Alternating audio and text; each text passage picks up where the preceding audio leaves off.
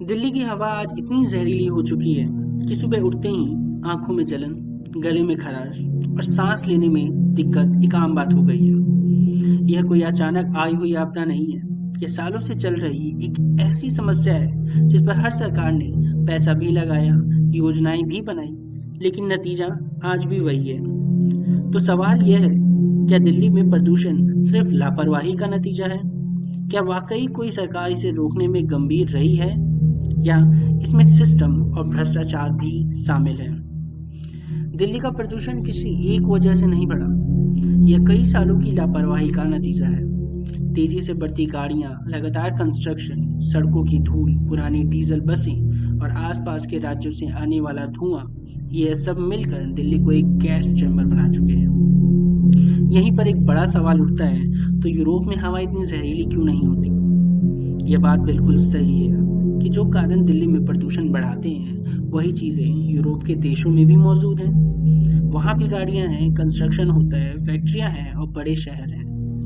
असल फर्क कारणों में नहीं, सिस्टम और सरकार के रवैये में है। यूरोप में नियम सिर्फ बनाए नहीं जाते, लागू भी किए जाते हैं। अगर कोई फैक्ट्री तय लिमिट से ज्यादा धुआं छोड़ती है तो उसे तुरंत बंद किया जा सकता है।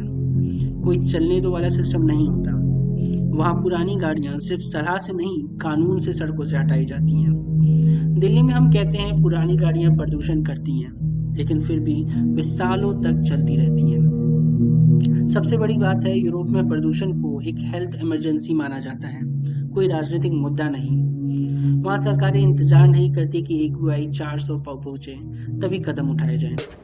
A new clean air program for Europe. The European Union is suing 6 of its member states over illegal levels of air pollution. Most Americans realize that air pollution is bad for our health. Only half of the U.S. population lives in areas with unhealthy levels of air pollution, and that.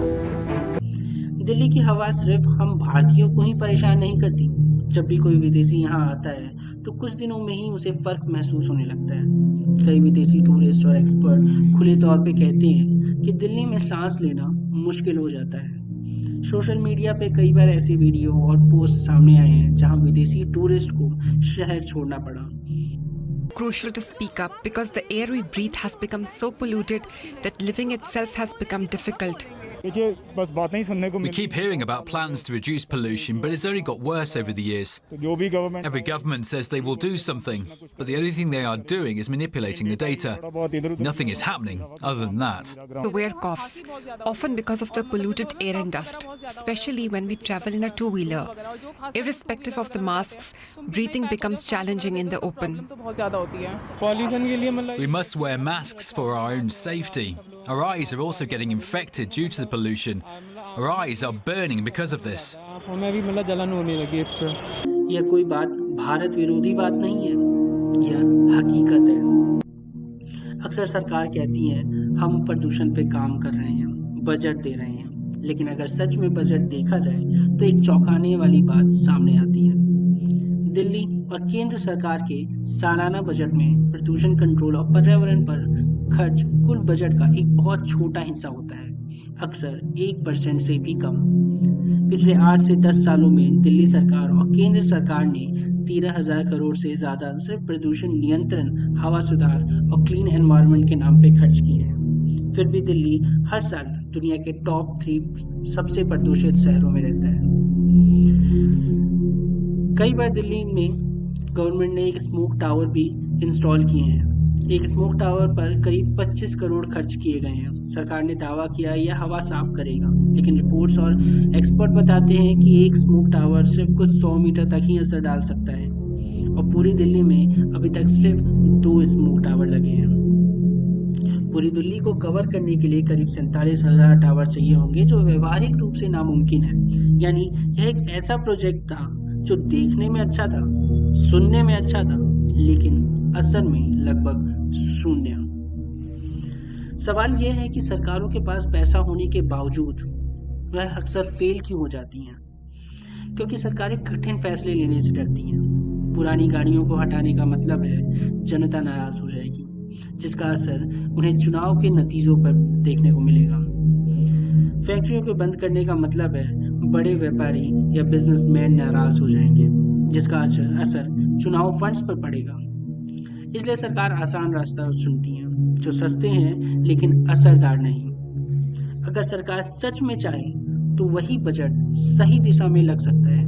पुरानी गाड़ियों को हटाने के लिए सख्त कानून और मुआवजा योजना, इंडस्ट्री को शहर से बाहर शिफ्ट करने में सरकारी मदद, सड़कों की धूल रोकने के लिए स्थायी मैकेनिज्म और सबसे जरूरी नियम तोड़ने पर कोई समझौता नहीं। यहाँ हमें चाइना से क्या सीखना चाहिए?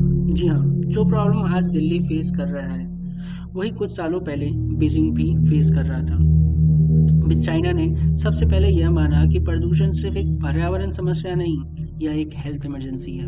लोगों की उम्र घट रही थी, बच्चे बीमार हो रहे थे, इकोनॉमी में इसका काफी गहरा असर पड़ रहा था।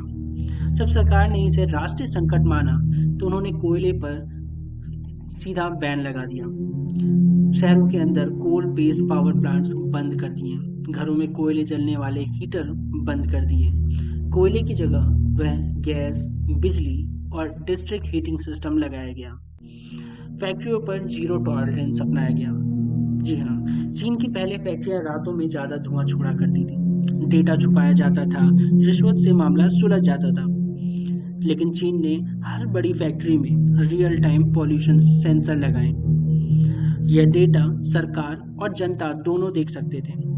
जैसे ही लिमिट पॉल्यूशन पार होता था, भारी जुर्माना, प्रोडक्शन बंद और कई फैक्ट्रियां सील। कोई चेतावनी नहीं, कोई अगली बार देखेंगे नहीं बोला जाता था। गाड़ियों पर लिमिट लगाई, पूरा एक रीजन एक साथ ट्रीट किया और सरकारी अफसरों की नौकरी प्रदूषण के साथ जोड़ी। इलेक्ट्रिक वाहनों में भारी छूट दी गई, उनमें सब्सिडी दी गई और चार्जिंग इंफ्रास्ट्रक्चर को पूरे शहरों में फैलाया गया। और ये इसी कारण आज चीन दुनिया का सबसे बड़ा ईवी मार्केट है। उन्होंने ये सब एक साल में नहीं किया, सालों तक लगातार किया।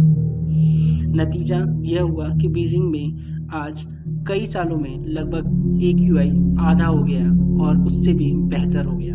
समस्या खत्म नहीं हुई लेकिन कंट्रोल में आ गई। दिल्ली की हवा आज इसलिए जहरीली है क्योंकि हर सरकार ने समस्या को टालने की कोशिश की। जब तक हवा को राजनीतिक मुद्दा नहीं, एक हेल्थ इमरजेंसी नहीं माना जाएगा, तब तक AQI नीचे नहीं जाएगा। अब सवाल यह नहीं है कि प्रदूषण क्यों बढ़ा, सवाल यह है क्या सरकारें अभी भी जागेंगी या दिल्ली इसी हवा में सांस लेती रहेगी? अपनी राय कमेंट में जरूर बताएं।